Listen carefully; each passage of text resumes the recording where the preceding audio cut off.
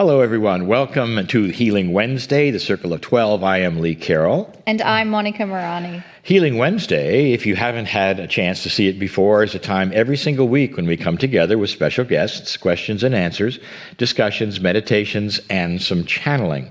Now, you happen to be watching the first show of the month. This is our once-a-month free program, so we appreciate, first of all of you YouTube subscribers and all of those who are joining us specifically for the first time anywhere on the planet. Well, perhaps you have no idea how this works. This is free, and you will see it once a month, but we also have every single Wednesday a program if you choose to subscribe. The members, if you want to look at this, you can find it on KryonMasters.com, and it's a very, very reasonable subscription. You get a show every single week, as I say, even on the 5-week months. Special member portals, there's special music, there's all manner of things. And then, just to be very honest, live streaming with chat carries a strength that perhaps playing a video does not. Bottom line, if you're having trouble watching this for any reason, starting and stopping, audio coming and going, any of those things, I'll tell you, don't be frustrated, please, because there's a replay for all of you right afterwards. The membership portal, you get yours right away. The YouTube is probably about it's the next day or so. But the replays are perfect. We have good recordings of these programs, and so please don't be frustrated. All right, it's nice to be here yet again. Absolutely. We've done a lot of these programs, and this one, you don't know what's coming, and I know who's going to be the guest, and it's going to be a great show. As you'll see right after the channeling, I get excited when I know we're going to have a very special guest. And one of the things that we do here is to do a Q&A. These Q&As come from our membership portals, and so we're answering questions here that come right out of the listenership. So let's do some Q&A. Absolutely. So we have a question coming from Supriya. Supriya is in Mumbai, India. Here's what Supriya says, that some healers say, imagine your body is already healed and feel the new you. Feel that healed energy. That means this event has already happened. And Kryon says, keep talking to your cells, meaning it's a continuous action. Sometimes imagining you're already healed is tough, especially when a person may be in pain or illness and the pain is being felt very clearly. So do we imagine ourselves healed, or do we keep telling ourselves to heal? Thank you for your question, Supriya. And that is tough, Lee. If you are in pain, it's sharp, you feel it. What next? Supriya has asked a question that actually, there's about 3 questions within there, and they're all profound, and they're all good. And we've selected Supriya's question here because we get many questions like this. This is a healing show. So this is, and actually a very, very good one. So let me just start with a couple of the points that she's making. There's a differentiation that Kryon has given between a time you never have to ask more than once or have dialogue with Spirit, and that there's other times when you ask every day. And so it's not a conflicting statements at all. One is about your relationship to Spirit. For instance, you're awakening and you're saying, okay, I'm ready to go or whatever.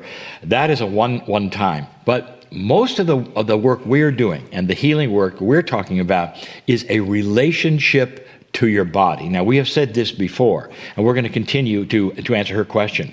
But when you have a relationship going on with another person or your body, you don't just do it once, and you do it every day. And that's not because the body isn't listening. It's not redundant for being redundant. It has to do with a relationship. And we've said this before and given the example that when you have a relationship with somebody, you tell them every day that you care about them or you appreciate them. And you don't just tell them once and remind them that you told them last year. So this relationship with your body requires ongoing work. So it's, I would say this becomes deeper Because one of the biggest questions that we're asked all the time, especially when we did the affirmation cards and Monica produced all those, is it's hard to say an affirmation of how good you feel when you can barely talk because you're coughing. In other words, it seems like it's wishful thinking and really kind of silly when you're sitting there saying, I am a perfect, healthy human being, and yet there is a process, and it's an emotional process. It's a process of wellness. It's well known. It's more than positive thinking, but that has to do with it. If consciousness is energy, you are telling your body, indeed, what you are, even though you're not that yet.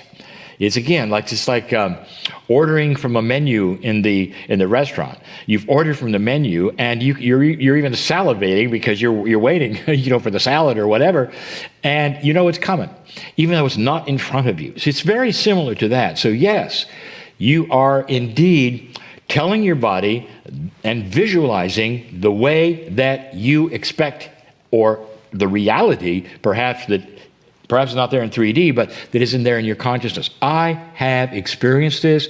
I have done this. I have healed myself. And I've given the story before with my eyes where I could actually see the healing when I couldn't see and I was claiming I could.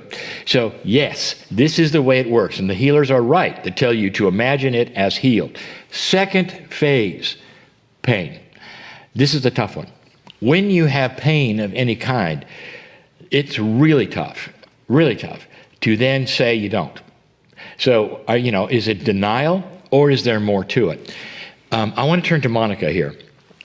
You have, because you're the archivist and you remember these things, we have had some healing people on the show to help with this one. Yes, I want to remind you that we've had Dr. Norman Shealy, who is the founder of Holistic Medicine. He was on an episode on January 6, 2021, which was also a free show. You can find out more about Dr. Norm Shealy, who was helping people that were in chronic pain. We also had featured for our members Deborah Wayne. She is the founder of the Chronic Pain Institute, and she has helped thousands of people move beyond chronic pain. Her episode was on March 24 of 2021. But I invite you to just go and check those people out and find out for yourself. There are many healers and specialists that will help you move beyond this point. And I want to just point out with affirmations, because I love affirmations and I use them, but they're simply a tool that you use with a whole bag of other things. So if you're in chronic pain and you say an affirmation, it's almost like you're kidding yourself because you're feeling the pain. The other things we've learned throughout this series of Healing Wednesday episodes is that our body is a messenger. So the body sends messages to us, and if we start looking at what is the message behind the pain, then we're actually on a process of discovering more about this. So I want to turn back to Lee because he gave the example of his eyes and using the visualizing healing. Mm-hmm. But if we just analyze the fact that they are messages to us, I think that would be helpful for you to share. You got your own personal insight and message from Spirit about what that whole issue with your eyes was about. It was hard for me because I was told, if you will visualize perfect sight, 2020, even though the doctors don't expect it, and they didn't. And here you are seeing things that are not 2020, but you're visualizing it as though it were. I woke up one day and I looked out and I could see all the stoplights in the street to infinity, little pinpoints of light. Mm-hmm. And I just put my hand on my heart. It says, thank you, Spirit. Thank you, body, because it worked. It did. Yes. You know, this is not a lot different than what a homeopathist does with a tincture. But they're having a tincture of wholeness and wellness that you give to your body, and it's a message. It's a signal. Yeah. So you'll find this in many, I would say, aspects of the healing work. Yeah. Let's go to another question. Yeah, and just bottom line, if you're in pain, Yes. there is hope. There is hope. Please know there is hope and there is help. You just need to find and connect with that person that's going to help you the most. So let's do one more question. And this one comes from Garnet from Sedona, Arizona. Garnet is asking, what has Kryon said about monetizing gifts given by spirit? And I love that Garnet responded by saying, I really want to elaborate on my inquiry, but as requested, I'm keeping it short. And that's why we've chosen your question. Lee, how do we deal with monetizing the gifts from spirit? Garnet's she's got a short answer, and a short. We don't know. She's got a short question, a long answer, which is very typical. You know, in this particular time, right now where we are, we have so many who are used to a certain kind, I would say, of reality. YouTube costs nothing for you. Facebook costs nothing. And so people are expecting almost everything you might have to give for free. You can go to YouTube, for instance, and find out anything you want to, get instructions for anything you can conceive of from people who are never teachers, now teaching. There's so many things, and they're all free. Now, I'm going to say to, for instance, Garnett, she's not expanding on it, but a gift from Spirit might be healing. It might be channeling. It might be something truly that you are given to this planet to help others. What do you do? This is a big one, and it's a big one for many of those of us who have gifts and the tools of Spirit. One of the biggest things for me was, can I go full time? Can I quit my job and all that? And then I said, well, if I do, I'm going to have to charge some money. And people are not used to that because they can go to church for free. We hear this constantly. Why should I pay anything for a Healing Wednesday meeting, for instance, when I can get the same kinds of things in websites and YouTube and all that? So it is a quandary.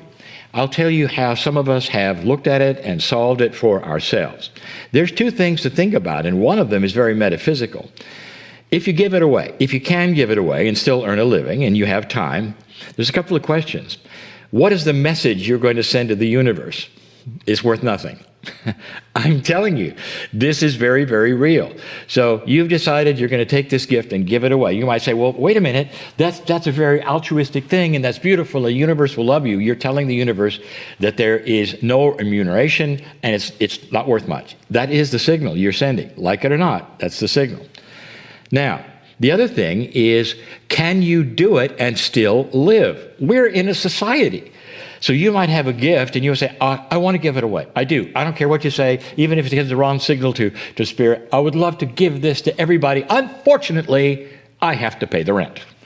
Now, that is a very real situation. Not everybody does. You might have a provider, in which case you can go and do whatever you want to. But if you're your own provider, you've got to pay the rent. So how do you then do this thing that walks between two worlds of the spirituality and all of the message that you'd like to give out, and at the same time, you're going to have to pay the rent? I'll tell you the way some of us have done it. In fact, more and more have done it. I started many, many years ago understanding this and did it, and here's how I did it. Kryon told me very early, he said, every single channeling should be free, period. Don't charge for channeling. So I had that message very clearly. And I said to Kryon in the shower, I said, if I'm not going to charge for this, how do I pay the rent? He said, the channeling should be free. Your teaching around what you know and what you can do, you can charge for. So you can see how I solved that. Now, not everybody has that kind of a thing. So what we're seeing is this. It's a balance between free programs and paid programs. Most of my friends who are channeling and for healing and giving programs have segments that are free for everyone. And they don't water them down and give you a little, they give you a lot. And so our free programs are our best speakers, and they are given to you, and then we earn our living from the other things that we do. Meanwhile, all of the channels that you hear are free. Do you see how we walk this line? So again, the answer is everyone is different, but in my opinion, that there should be a free complement. And if you also have to earn a living at the same time, charge for then what you do, what you teach. Is that I think that's a beautiful... confusing? Or is No, it's a beautiful answer. Yeah. Money is simply energy. Yeah. And it is about how we are exchanging the energy and what value do you put on that energy and how do you attract that energy to you. So that's very good answers of how you navigate. And thank you for your question, Garnet. I think now we're going to move into a meditation and a channel from Kryon. I invite you to close your eyes and take a deep breath in through your nose, out through your mouth. And as you relax, tune in a little further into what's happening in your body. Are there any areas that are sending you a message? Perhaps there may be a pain somewhere you are feeling in your body. And if that's the case, what is it that area of your body wants to say to you in this moment? And if you are in a very pleasant space without any pain, I invite you to tune in to the energy of your heart. What is it that your heart wishes to say to you? And just allow a moment to hear that message.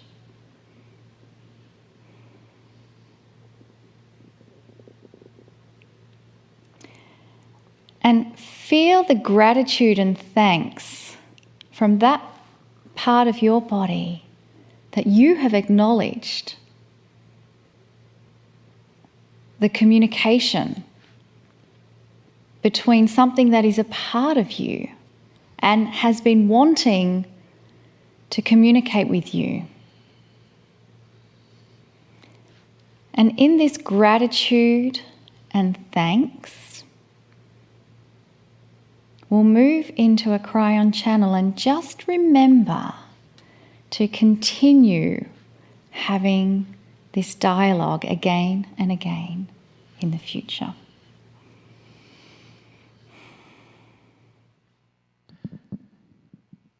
Greetings, dear ones. I'm Kryon of Magnetic Service. I come to you every single week with messages. And the messages over time have changed. They're becoming more personal and less global. If you take a look at the transmissions, if you want to call it that, the messages from the books of 30 years ago, the first one was global. It told you about an upcoming shift. It told you that you would not have an Armageddon. The book called The End Times was about the end of an old time. Truly a metaphoric title, frightening to some until they read the book. These are global messages. But in these last few years, the messages are becoming more personal. And the reason for that, dear ones, is because the relationship that you are having with that which you call the creative source, spirit, God, is starting to be closer. And that is by design of your own society, culture, and humanism. You have elected with free choice to start changing the energy of this planet. Now, some of you have not heard that before, will say, I don't remember the election. Consciousness is like this. When 1 billion people or more at some level start to understand integrity, transparency, truth, compassion, kindness, and they look in their society and they realize that there's a lot of broken things. As you look around today, right now, in your societies, wherever you are on the planet, are there broken things? And you might say, well, of course, there are always broken things, but now you're doing something about it. Did you notice? That is what I speak of. It is becoming more personal. Quite often, we give you a theme for the month, for the 4 channels that will occur, the 4 messages that will occur. All of these messages will be free to everyone. This month, the message, personal, practical, and yet to some very difficult. And that is, how does the old soul light worker deal with ordinary things? And I have selected 4 ordinary things that are difficult for old souls and light workers. And so it is practical, and you'll recognize some of these things, and there are instructions I have given, some in the past, some far in the past, and that I will revive again so you can hear them even now and today. What I give you, I hope you recognize. Because as you start to awaken, I use that term not loosely. An awakening is coming out of a slumber. In fact, sleep is a type of a reality. So as you awaken out of that sleep state and you open your eyes, this is the metaphor for the old soul in a new energy starting to become aware of things around them that they were never aware of before, including a grander truth. We've said this many times. There is a grander truth. There always will be. The more you truly find out what is happening with your soul energy, about the system of your soul, about things that are not exactly as you were told, the more you find out, the greater the awakening. That is what we will call a grander truth. And we've given you many, many metaphors. But what this does is create a different scenario or a paradigm of living. Because you wake up and you realize things are more difficult. Because around you is an entire planet that may not share your awakening. Old souls with hundreds of past lives are starting to awaken first. It makes sense. In the school, you might say, of experience and expression, you go through hundreds of lives, you come in every single time with an Akashic remembrance and a knowledge of what you've done and where you've been at some level. That's what makes an old soul an old soul. So the first one of 4 of dealing with what we will call ordinary things for extraordinary souls like you, the old souls, will be this: dealing with the consciousness around you. Now that includes everything. In the 2nd, 3rd, and 4th messages, we'll talk about dealing with family. We're talking about dealing with workplace. We're talking about dealing with culture. But this is general. How do you deal with the consciousness around you? Now, there are some specific instructions that we wish to give to you. But let's first define it better. Dear ones, suddenly does it hurt your heart to be with scenarios that you've always been with friends perhaps you've always been with, and suddenly you're realizing what gossip does, Suddenly you're hearing complaining. You were always so part of it, and it was so normal, because it's what human nature often does. There's no evil there. There's no dark energy there. It's simply a lower consciousness, dear ones. But suddenly you react to it. And so you are no longer then wanting to contribute to the gossip or the complaining or any of the other things which seem to do nothing but pull everybody down into a dark hole. You wish you could bring up enlightening things and positive things. And if you've ever tried in a group which is invested in gossip, they simply look at you, don't say anything, and move on to the next gossip subject. It's tough. It's tough. What do you do about that? I will tell you there are those who say, well, you remove yourself, of course. And there were days in an older energy when that's exactly what you did. Well, I'll never do that, so I won't be their friend anymore. And so you remove yourself. Dear ones, don't remove yourself. And this is the new information. Here is the premise of the old soul on earth. Are you listening? The reason you're here, are you listening? You exist right now for a remembrance in your Akash, your remembrance of your Akash, of the light from the other side of the veil. You are here to mirror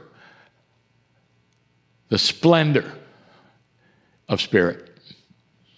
You are here to mirror that which you believe and understand about the beauty of the creative source of God. That's why you're here. You are here to be a walking example of positiveness, of kindness, of compassion, of being able to heal yourself amongst the friends who may never see it, or they might.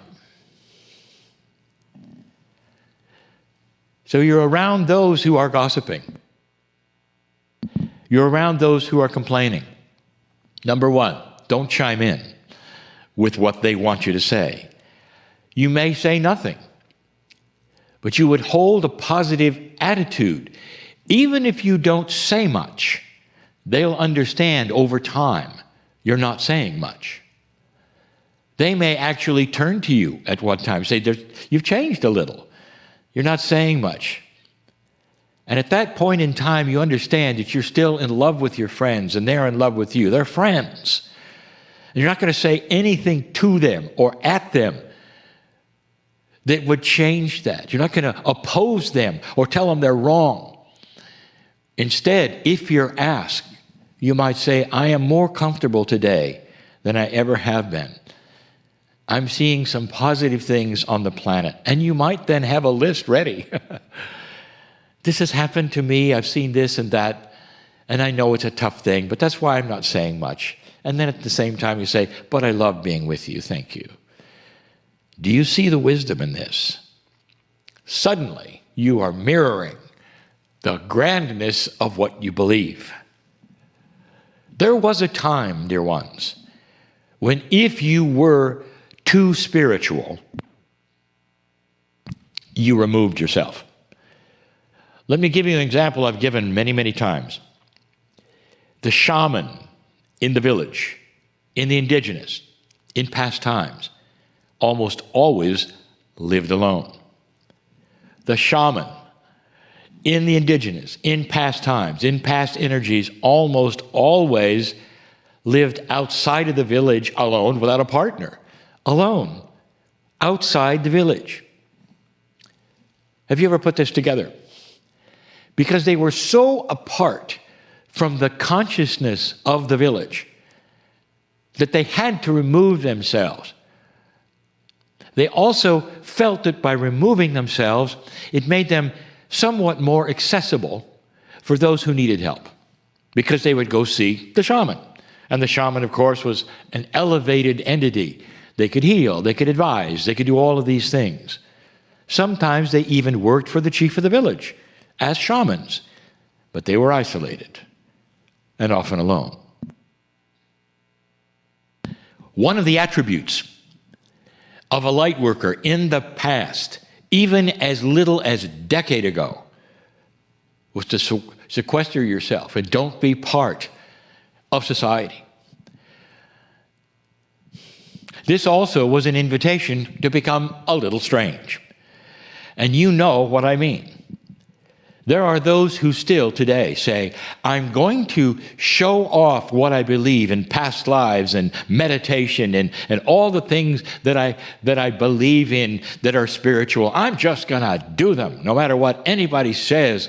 And then suddenly you find yourself alone. Can I say it again? Being weird, being different, being too woo-woo helps no one on this planet. Did you hear that? Feel free to disagree, but then think about it. Integration with kindness and compassion and wisdom is the goal of the old soul. Not being strange, not removing yourself, not being so odd no one wants to talk to you. How does that help anyone on the planet but yourself? It doesn't. So the answer about being in an old energy when you are in a new one is integrating with wisdom without combating the old energy, but fitting in a grand way. And don't be afraid that the negativity will rub off on you, dear ones. And we've talked about this before, because that bubble of light you have keeps you protected. Only purity and benevolent things are yours at this time. That's lesson 1. I'll see you soon. And so it is.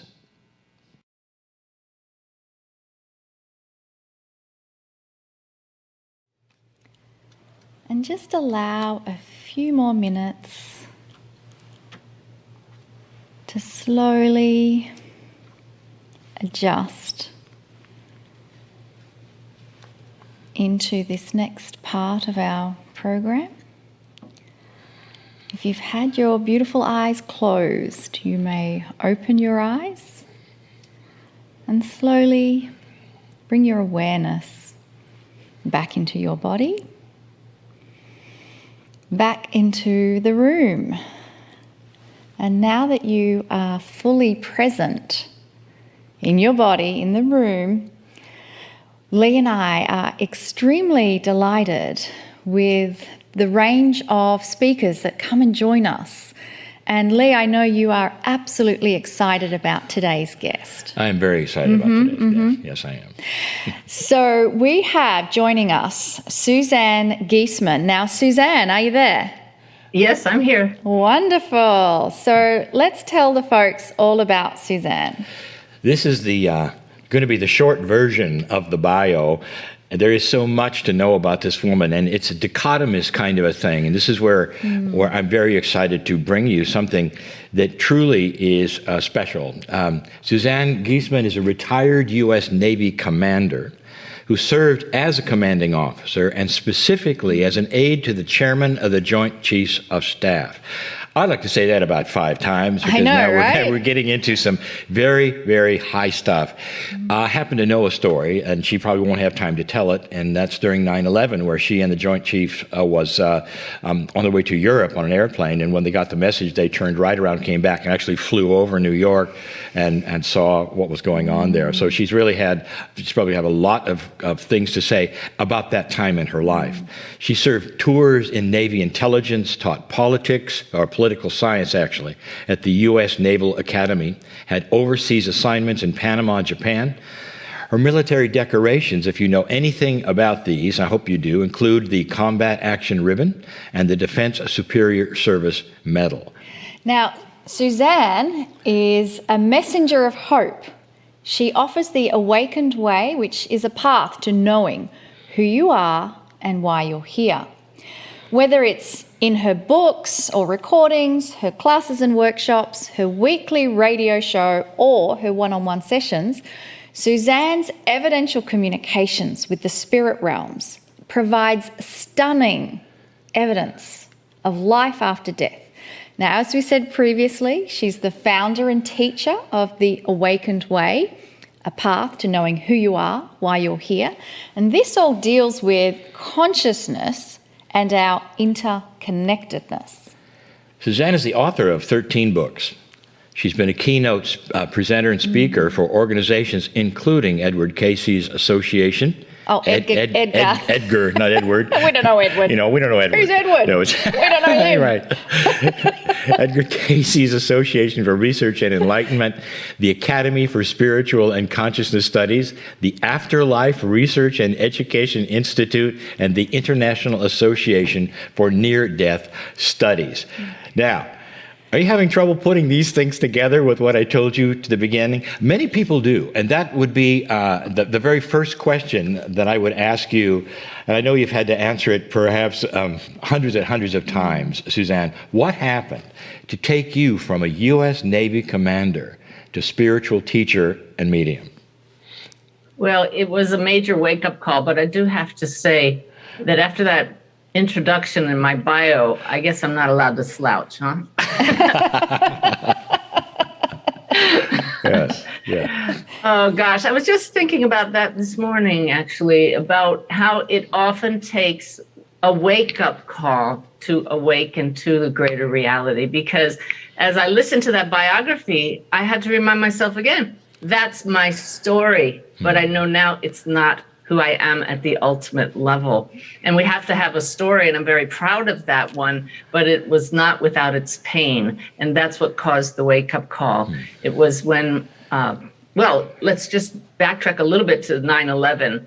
Being up close and personal that day, going back to our office building, the Pentagon, with this gaping hole in the side, as I stared at that with the head of the U.S. military, right, standing side by side with him, I just started saying, how could those people who were there one minute sitting at their desks be gone? Why were they there and not somebody else? What is this all about, to have your life cut so short, so quickly? And I started asking those deep questions, but I did not find satisfactory answers. And I really didn't like dealing with the grief of so many people around me there at the Pentagon. So I retired with exactly 20 years to the day since I took the oath. And my husband and I went off sailing in our sailboat. We decided to live our dream while we could. And life was idyllic. I effectively ran away from all that tragedy. And then life caught up with me, because I can see now I had a different path to follow. And it's this one. And while it was an honor to serve the way I did, there's no honor that can compare to the work I'm doing now. But if anybody had told me when I wore a uniform all those years, very left brain, logical, analytical, that I would be a medium and a mystic and a teacher of these things, a daily channeler of wisdom from the higher realms, I would have just laughed. I said, who are you talking about? But that wake-up call came when we got an email on our boat. We had sailed across the Atlantic. We were off Croatia. And it wasn't like email today. It came through our single sideband radio. This is 15 years ago now, this last week, in fact. And it said, phone home, it's important. So we actually had to sail a day to find a phone. It's not like today. And we stood there thinking something big was up, and it was. It was the news that my stepdaughter, Susan, who was a sergeant in the Marine Corps, had been struck and killed by lightning while crossing the flight line at work. And she was 6 months pregnant at the time. So all of the tragedy that we ran away from on 9/11, I ran away from. I couldn't run away from this. So now I really had to ask those questions. And I got answers. You must have had some very profound answers. I want you to walk us through, at that point in time, what did you do that would take you to that path specifically? Okay. Well, the first turning point for me was looking at Susan's body in the coffin. And some people squirm when you talk about that, but for me it was an epiphany, because that body looked nothing like the Susan I knew. And I just stood there in shock saying, that's not Susan. That's not Susan. So then where is she? Because you clearly can't kill that spirit, because that spirit's gone from this body. And I being very mission oriented, set the goal in that moment, I'm going to find her. Wow. I've heard about these people called mediums. So I'll find a medium, I'll learn about the afterlife, and I'll start meditating. 15 years ago, as you know, not a whole lot of people were meditating like they do today. Yeah. And I started every day with the sole intention of connecting with Susan, not to expand my consciousness, none of the things that actually unfolded from that practice. I had no idea the benefits that would accrue from that. And that's what happened first. I started to open up to adventures in consciousness. Did not connect with Susan at first at all, but my intuition came back online. Meanwhile, I'm reading about the afterlife. I'm reading about mediums. And the next really big turning point was when I took my husband, Ty, a retired Navy destroyer captain, even more left brain than I was, to see a medium. I found one who didn't know our name, didn't know anything about us. So I was open-minded, but a little skeptical. I didn't want to be gullible and conned into somebody who might look us up online. I have clients today that I know feel the same way, and I totally get that. Well, that woman was a godsend because she brought through verifiable evidence that Susan was right there in the room with us, knocked my socks off, left me sobbing and walking around in a daze for days. I couldn't deny this is real. I'm just going to interrupt right now, and I know you have something to say. Yeah. There are hundreds and hundreds of parents that need to hear this. And I think you know that, and I think you're working with them. And I think you're perhaps going to tell about that. That is the best news any of them could ever have. Thank you so much. Well, it is the best news. This is all about healing, your program. That's and right. There's nothing more healing than to find out that, okay, I understand I can't get their physical body back, but you mean I can continue to have a relationship with them, not just when you're talking to a medium, but ongoing. Now, we don't need to get into how I discovered I'm a medium, but it's all a result of the meditation and the desire to do so. And so once I discovered that anybody can connect with their loved ones, I was all in. I was starting to get that same kind of evidence myself. And now when I do readings for people, I ask the spirits every time, tell me something going on in your loved one's life now to show them you are still part of their life. Anytime they think about you, anytime you think about them, show me the current stuff. And they do, and it's life-changing. That is so beautiful because I think nothing is worse than losing your own child. Nothing is worse. It's so...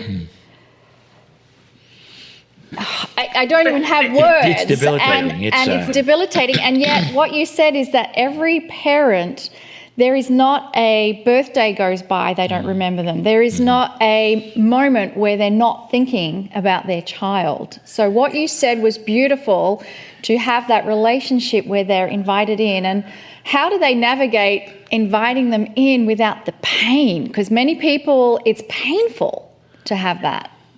Well, it's just you hold in your heart, you feel that pain, and you turn it around instantly by saying, that's love. And now with the awareness that they're still here, that they're with you, you change your mindset and understand you don't move forward without them. You move forward together. You ask them to be part of your life, to put insights into your mind that come from them, to continue to give you signs that they're around. If you're not aware of the signs, you don't notice them. But once you start to catch on to how your loved one communicates uniquely with you, it becomes an ongoing relationship. And I totally agree with you, Monica, what you said about the worst thing that could happen. And yet, over the years of connecting with people who've had loved ones pass, for the person going through the grief, I may not have had the kind of relationship with my mother as other people do, but some people grieve their mothers or their fathers or their dog or their cat as much as other people grieve children. So I've learned to not even compare one loss to another because love is love. Yeah, absolutely. One of the things that I love about your work, and only because I've come from an engineering background, is that you insist on evidence. Tell us more about that. You got some examples? I do, and who am I insisting on it from? Those in the spirit world. So I know that they know I do it with love, and that I ask for it because they know I wouldn't do this work if they didn't give me some really good evidence. That's right. One that pops to mind right away is the young man who took his own life. His mother's sitting in front of me. I don't know who she wants to hear from, but I sense right away, oh, you have a son across the veil. Yes, I do. He's showing me he took his own life. So that's evidence right there when I don't know it. But the real evidence just keeps flowing when he says he jumped off a bridge. His mother says, you want to know? Yes, he did. And do you want to know where? I said, no, he's right here. Let me ask him. He says, it's the Verrazano Bridge in New York. Yes, that's it. And he says that he was bipolar because he's showing me a symbol I have for that. Yes, he was. He tells me he wasn't taking his meds because his girlfriend didn't want him to take them. You see how these are things I couldn't know. Now, skeptics might say you're just reading his mother's mind because she's thinking about him. And I'll tell you, that is possible that a medium can pick up on thoughts and memories. But this is one of my favorite stories to share because what happened at the end of that reading shows this is not mind reading. Because I have a whole list of possibilities of evidence that those across the veil can share. How did you die? What were you like? What are your favorite things? What are your favorite songs? All those kinds of things. What's going on in your loved one's life now? In this case, the reading was coming to an end, and I suddenly remembered he didn't give me one of my key pieces of evidence. So I didn't ask it out loud, because if I did, his mother would have thought the answer, and I could have picked that up. I wanted to show I wasn't mind reading. So I silently said to him, who's right here, your loved ones who are past are communicating real time. It's a conversation. And I said, so you didn't tell me. What did you do? What was your work? And instead of answering, he swept out an arm and pointed out the window. And he said to me silently, what your husband is doing now. I looked out the window behind my client, his mother, and there's Ty kneeling down at the back of our bus, stripping wires at the hitch. I said to his mom, your son tells me he was an electrician. And she said, yes, he was. And she didn't realize what a magical moment that was. That shows all of us this is real time. They see what's going on. He didn't just answer the question. He showed me something going on outside the window. I could tell you stories like this for days. It's what makes me wake up with joy instead of saying, oh, Susan's gone. What a loss. These words keep us stuck.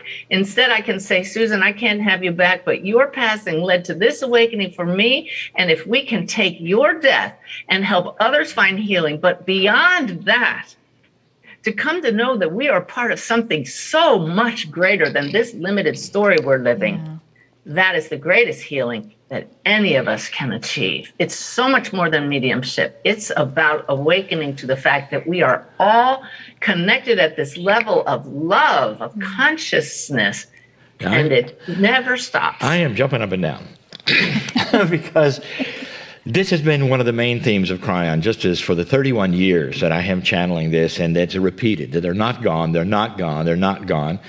And as you say, you may not have them in 3D, but they're not gone. And the consciousness remains, and the love remains. And then the next question here is it sounds like you're interviewing those who've passed on. There's got to be a back and forth. What do they have to say? And that's the point. And a good evidential medium seeks that balance between the evidence and the messages. Because when I went to a medium, if that medium hadn't backed up Susan's messages that I'm still here and I love you so much, I would have left that reading saying she made that up. Because, as you know, the messages are almost all the same. We love you. We're fine here. Life is eternal. But yet I don't just say those messages.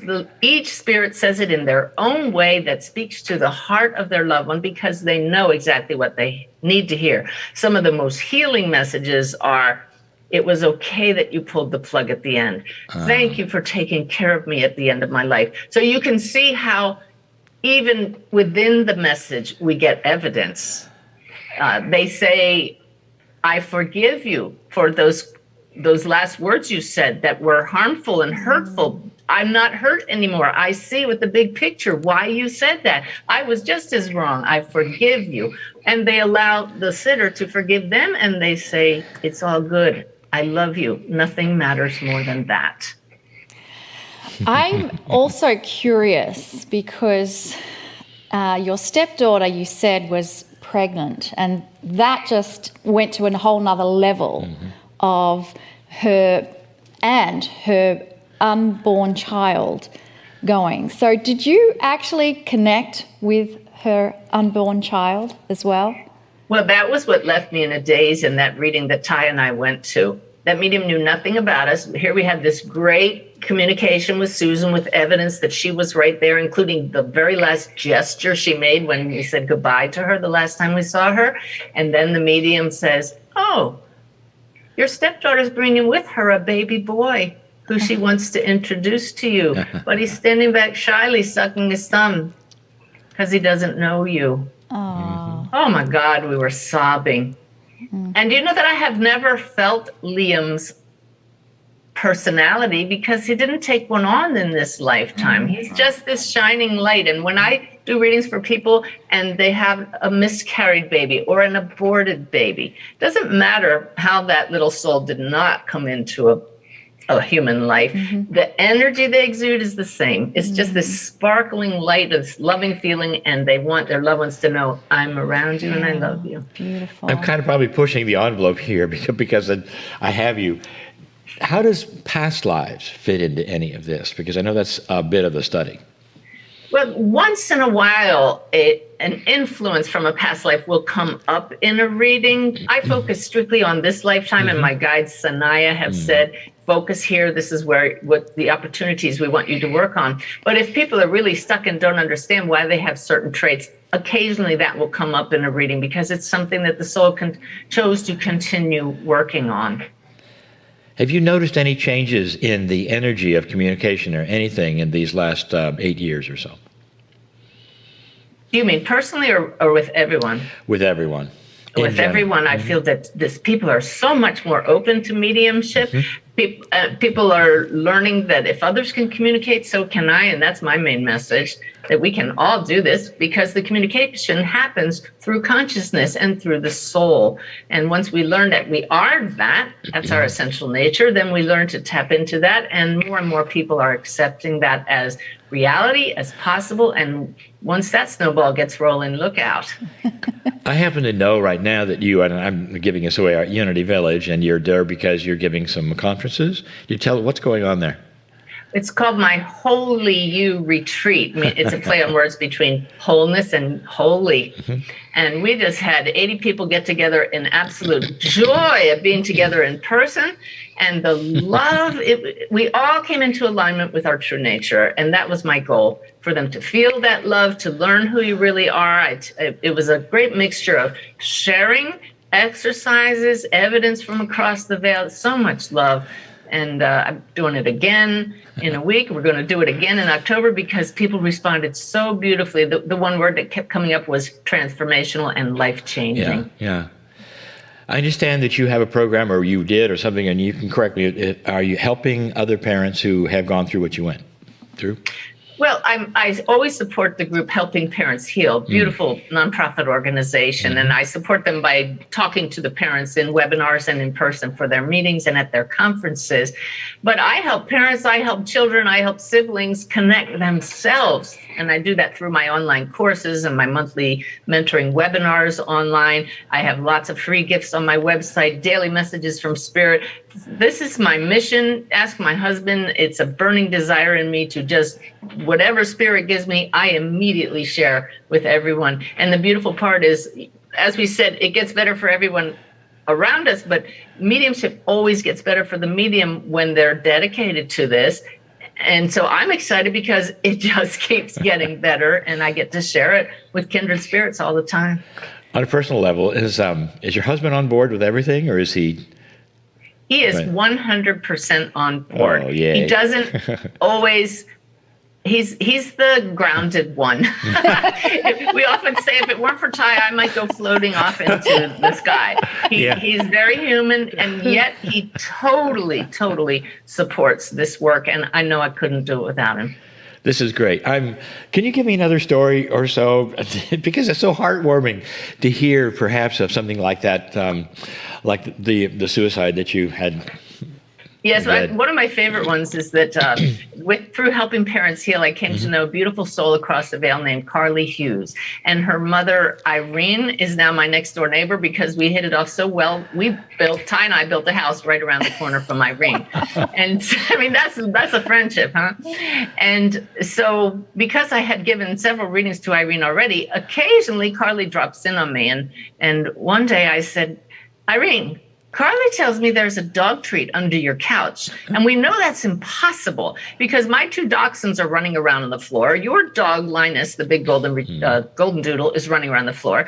If there were a treat under there, they'd be scratching at it. And, Irene, you're obsessive. You sweep your floors every day. So I must be wrong about this, but we got to look. So Irene gets down on her hands and knees. She goes, no dog treat under the couch, Suzanne. And I said, no, Irene, you're looking under the love seat. Carly said it's under the couch. So she gets a flashlight. She gets down on her hands and knees and says, oh, my God, and pulls out a dog treat that was under the couch. And my husband and her husband were sitting at the counter, and they turn and they look, and they said, that is over the top. And I said, Carly, how did you know that was there? And Carly responded, X-ray vision. That our world is solid to us, but not to those in the spirit world. They can see the big picture. They can see through walls and furniture. It's a relative reality, which means that this world is really not as solid as it seems. And the really funny moment, which I hope will give people pause to think about what they say and always say loving things, is when she said, tell my stepfather, Tony, I'm not a prima donna. And the previous Sunday at a Helping Parents Heal local meeting that Irene had been leading, Tony said, well, Carly always was a prima donna. So they're spying on us, and that's a beautiful thing. I had a personal experience, and I'll just tell you now, this was some years ago, where I sat, and Monica, you were there, and we sat around with some officers from the Pentagon, and we were in Washington. And they all had one thing in common. They all worked in the Pentagon, and they were all Kryon readers. In other words, there is enlightenment there. Would you agree? I hadn't seen that, but I retired quite a while ago. I'm sure there's enlightenment there because it can't not be there when you have that many souls gathered in one place. But I've been trying to reach through a group of bereaved parents who have, well, anybody who's lost anybody in the military. See how we use that word lost, but it's really a misnomer. Yes. And have not made good inroads yet because they hear that M word, mediumship, and they get a little frightened, but we're working on that. Oh, that's delightful. Yeah. We've got about 4 minutes left, and I'd like you to please just tell about your website, what you offer, and then, for instance, somebody may be listening to this right now, never heard of you, they've lost a child, they think they're gone, they say, oh, wow, and want to get a hold of you. Is that something that you would offer as a help to get in touch? I would recommend they go to my website because I've had so many people reaching out now. I really can't give that personal answer, but there's so many ways we can connect. SuzanneGiesman.com is the website. I would say the first place to start is at my frequently asked questions page, which is just an incredible treasure trove of answers and resources. And we have online courses and in-person courses that I do to teach people how to connect. My most recent one, Personal Mediumship, is a very popular course now because not everybody wants to be a medium, but wouldn't we all love to connect with our loved ones ourselves? And then I have books and meditations. I have gift meditations. I have a daily message from Spirit, special channeling sessions with my guides. The website, you can get lost in it, and dozens of videos online, all aimed at helping people know you're not alone. Your loved ones who have passed are still right here, and you are so loved. This is probably one of the most healing things I think you could offer anyone. Especially those who have had any what you call loss. anyone who's passed, especially early, especially if it's your child. And that's why you're on the healing show. And as you mentioned it early, and that's what we believe. And that's the healing of the heart. It changes, completely changes lives. And so I'm so grateful that you're here, and so grateful for you and what happened to you that we can hear about, and we can feel for you. And at the same time, we see what happened. What was the name of your daughter? It's Susan. Susan Marie. It's Susan. Yeah. Mm-hmm. And Susan is so pleased with you, my dear.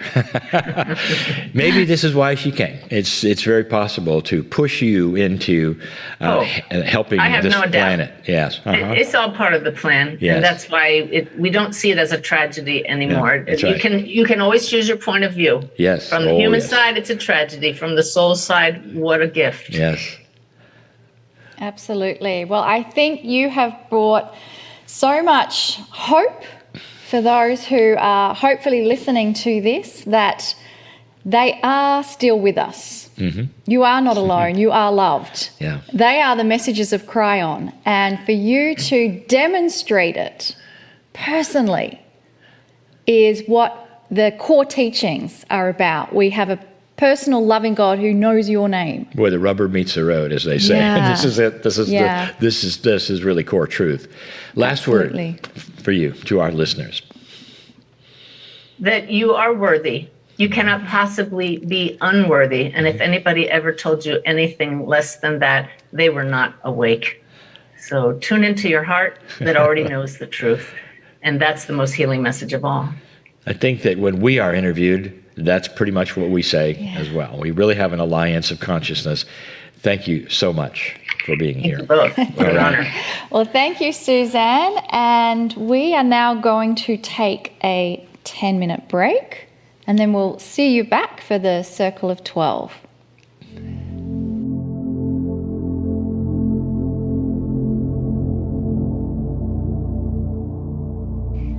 Welcome back, everyone. I'm still buzzing. I'm still buzzing with Susan Giesman.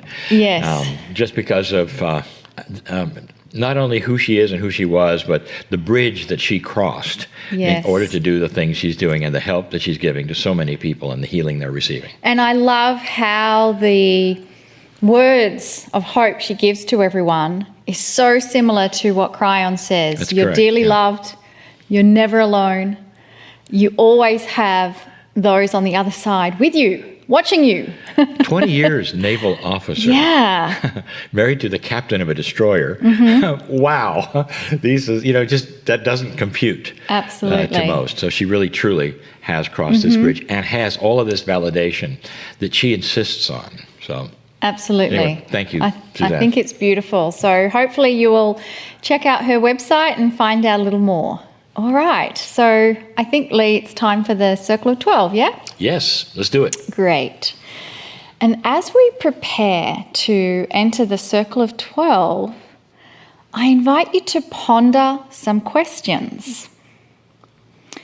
Is there a grander purpose for my being here? Is there a grander purpose for my being here? Is there a grander purpose for my being here? Is there something I am to remember from my Akash? Is there something I am to remember from my Akash? Is there something I'm to remember from my Akash? What can I do to enhance the energy around me?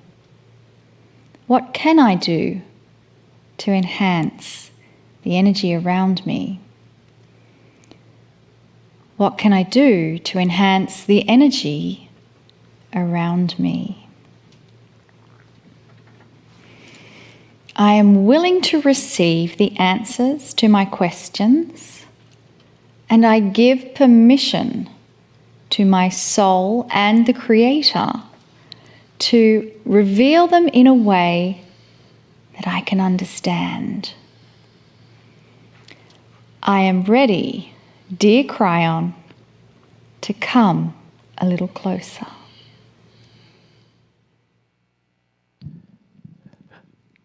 Greetings, dear ones. I am Kryon. Indeed, come a little closer.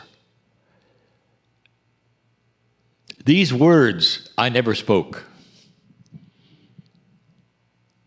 until a year or so ago. The idea of coming closer to that which you perceive as an entity from the other side of the veil was never in the scenario of the energy or the consciousness of what we do. Always the channeling has been, we come as messengers, filled with love, integrity, transparency, to give you core truths. That was all that we did. All of the books that were written, all of the messages, the hundreds of channelings, all of the years, were simply messages about the planet, messages about what's coming, perhaps, or messages of help for the masses more than anything else, for all of those old souls who call themselves light workers. We developed the term early on as lighthouses, where you stood among so many others, and with your light you showed them the way. But suddenly, we're saying, come a little closer. And that's because the things that you think never change are changing. What is your perception of that which you believe is static? God never changes. Spirit never changes. That creative source, whatever you want to call it, is forever unchanged.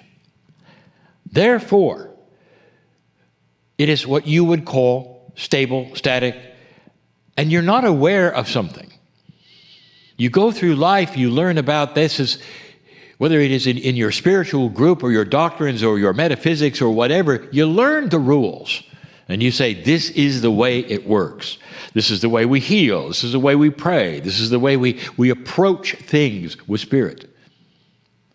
And then along comes someone, like me, for instance, who says it's changed. And you go, no, God never changes. And this again is when I tell you, look at me, when I say to you, the relationship between us has changed. That non-changing, beautiful source of energy that is the creator of love will always be the same. But the relationship of the consciousness of an evolving human being will change. And this is who you are. Come a little closer.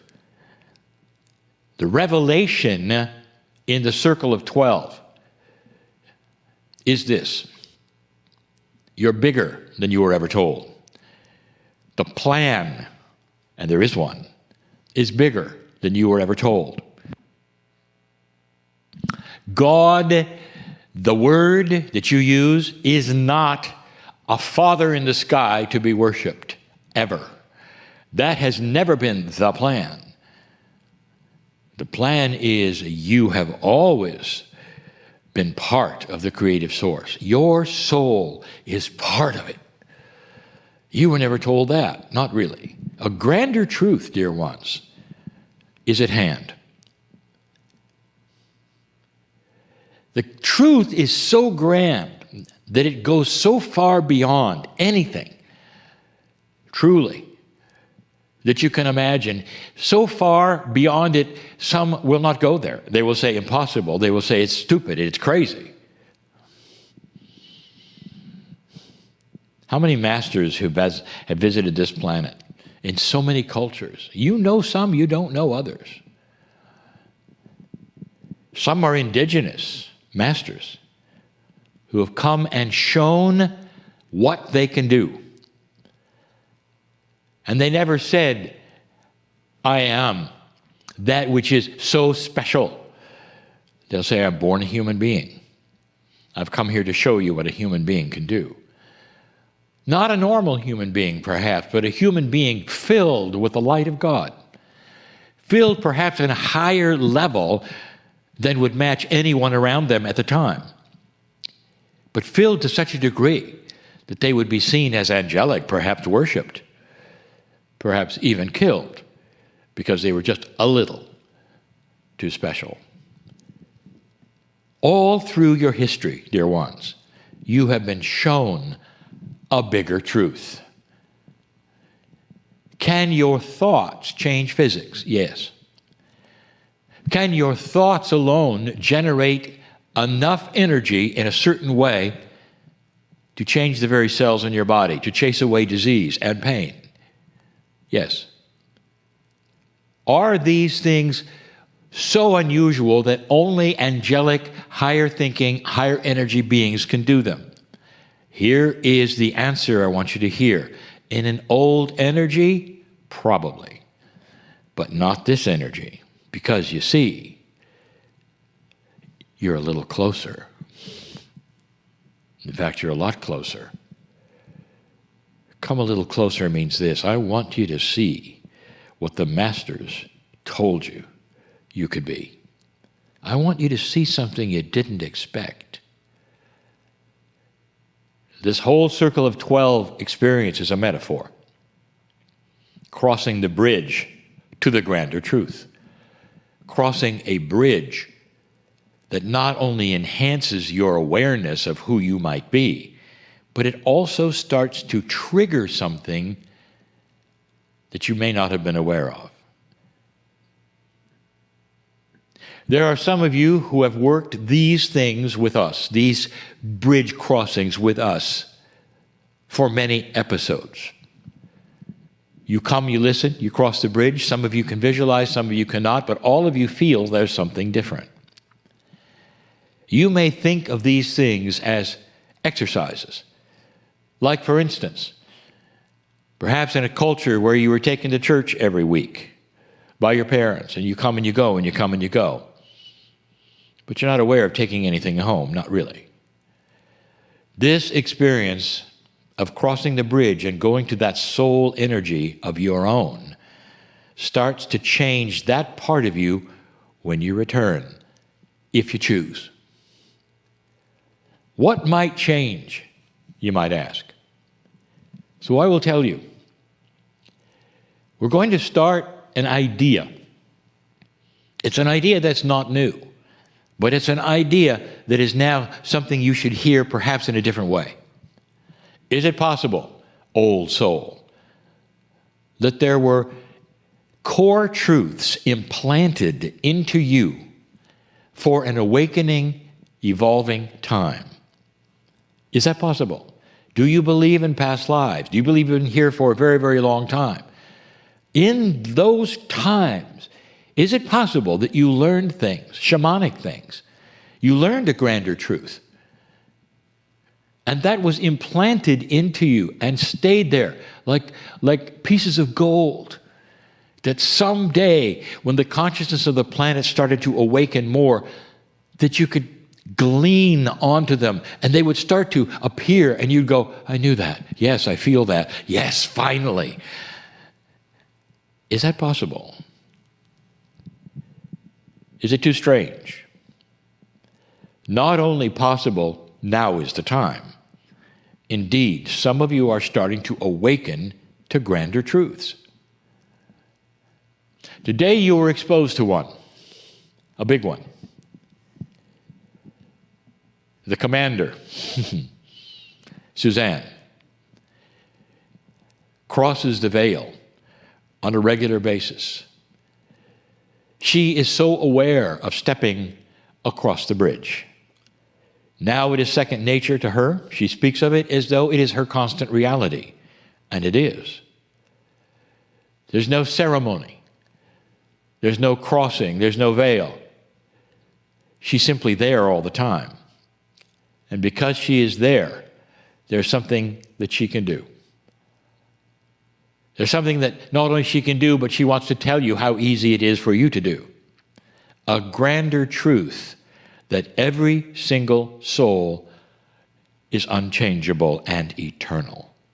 You may come to the planet and be whoever you think you are, your gender, your name. But when you leave the planet with what you say in death, all that is you remains. You step across the veil where you came from. You go home. Earth is temporary. It's a vacation. You can laugh. It's a tough vacation. But it's not where you belong. You belong home. And so when you lose someone in this temporary time, that 3D part of you says it's forever. But along comes the commander to tell you different. And she will tell you that she has discovered they're not gone. Let's cross the bridge. Let's see. Let's cross the bridge. Do you want to do this with me? How would you like to visit some who you thought were gone? Let's do it. Take my hand right now. Let's cross that bridge together with me.